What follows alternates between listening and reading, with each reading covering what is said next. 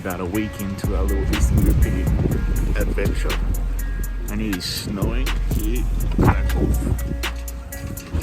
which is, I haven't seen snow in a few years now. But yeah, it's not too bad. We had a good little acquisition, sell side, good commission, so very successful Q1, and now we're going into Q2. Well, as of yesterday, we're going into Q2, so big things are happening, especially on the content side, business, buy side, sell side, so very exciting times. And it's another Monday, so let's get into work.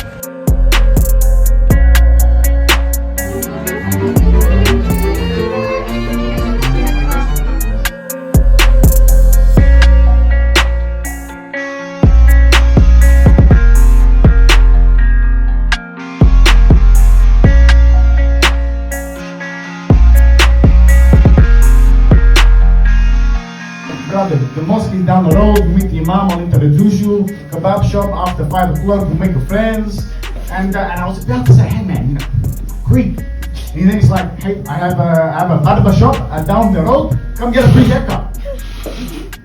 Free haircut. Alhamdulillah, I'll see you tomorrow, bro. So next time.